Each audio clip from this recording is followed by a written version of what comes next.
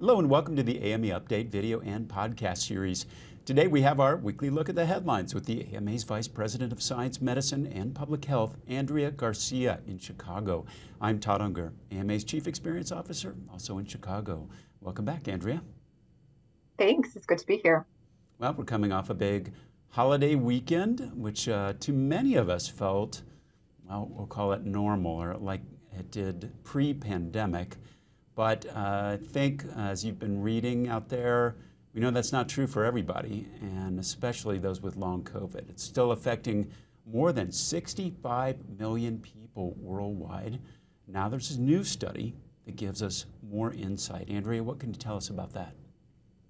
Yeah, well, the benefit of this new study is it really brings us a little closer to standardizing that definition of long COVID. That's something that we really haven't been able to do to date. It's been 3 years.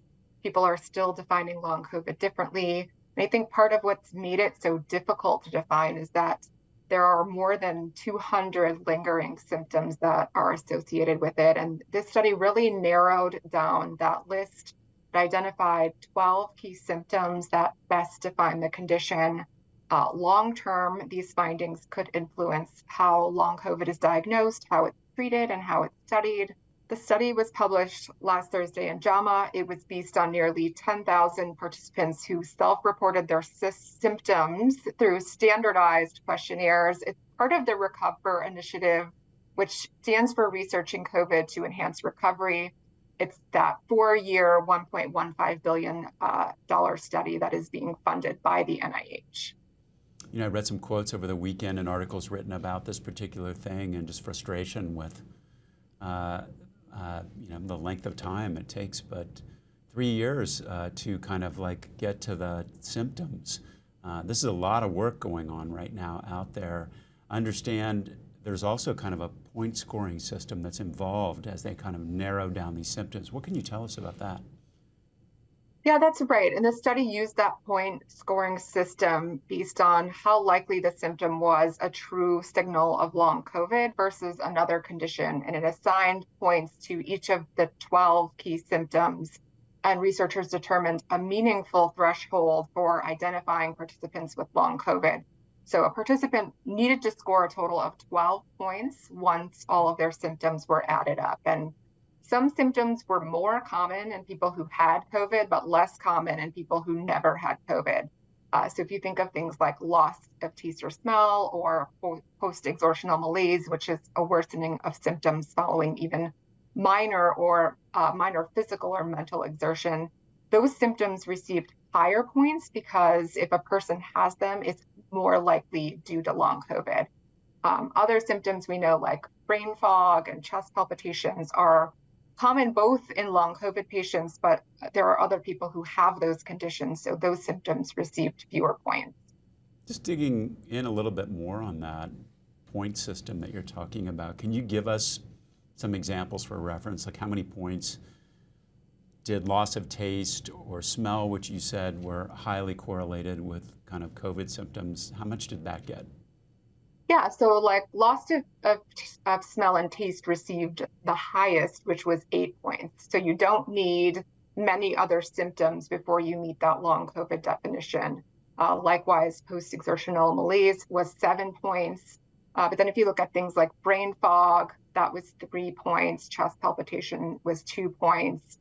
There are other things like chronic cough, which was 4, or chest pain, which is 2, and then a handful of things that were really 1 point, like fatigue, dizziness, GI symptoms, issues with sexual desire or capacity, and abnormal movements, including like tremors. So those are things we know that can be common with other conditions as well.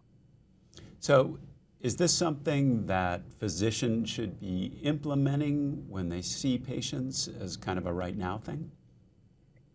I think right now this should be viewed as very preliminary, and while this scoring it's important for research and it's an early step toward diagnosing and monitoring patients with long COVID, it does have limitations, and it's too soon to be using this study or this scoring system to diagnose or determine eligibility benefits or even exclude people from treatment. this is really one step toward helping us learn more. We know that more research is coming, and this research will really provide a foundation for planned clinical trials that are expecting to be enrolling patients this year. And we'll continue to follow this as it develops. I did want to mention we had just an excellent interview with Dr. Akiko Iwasaki earlier last week, just to kind of go over some of the latest developments on the long COVID side, and I do encourage you to take a look at that on our YouTube channel.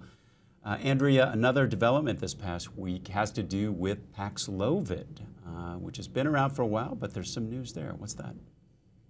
Yeah, it didn't receive a lot of media attention, but the FDA did announce last week that it has fully approved Paxlovid for the treatment of mild to moderate COVID in adults who are at high risk for progression to severe COVID-19, so including hospitalization or death. Paxlovid is the fourth drug and first oral antiviral pill approved by the FDA to treat COVID-19 in adults. According to the FDA press release, Paxlovid is still being manufactured and packaged under an EUA and distributed by the Department of Health and Human Services. And that's to ensure continued access for adults as well as treatment of eligible children. So those who are 12 to 18 years old, and those children are not covered under this recent approval. And just as a reminder, Paxlovid is not approved or authorized for use as pre-exposure or post-exposure prophylaxis for prevention of COVID-19. What does that mean exactly?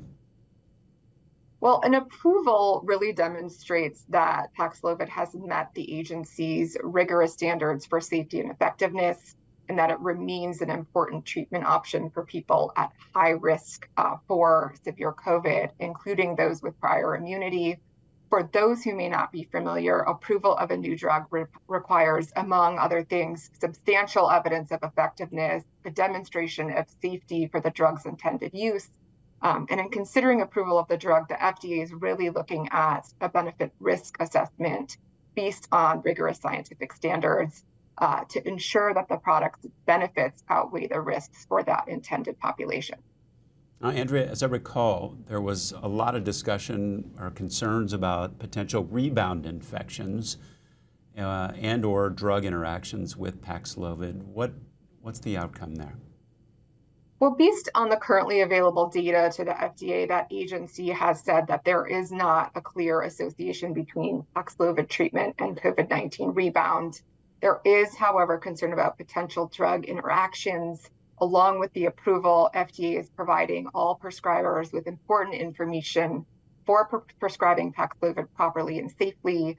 That includes dosing instructions, includes potential side effects, and information regarding drugs that may cause those drug-to-drug interactions with Paxlovid. So physicians should definitely review all medications taken by their patients to assess for potential drug interactions and determine if other medicines the patient is taking may require a dosing adjustment, an interruption, or additional monitoring. All right, that's good to know, Andrea. Let's turn our attention to something we talked a little bit more about last week, which is Mpox. Last week we talked about new data on the Mpox vaccine. This week, there's a lot of urging people to get it. Why now, and why is it so important? Yeah, well, last week when we talked, we mentioned that we're at a time when people are beginning to gather for festivals and other events that result in more opportunities for transmission, particularly as we kick off Pride Month tomorrow. While cases dropped over the summer, as the New York Times article highlighted over the weekend, Mpox never really completely disappeared. Public health authorities are warning of a risk of new outbreaks, and we've already seen and talked about that outbreak we saw in Chicago, which had a cluster that reached 30 cases by May 20th. Based on those cases, we know we may be seeing some evidence of waning immunity from those vaccines.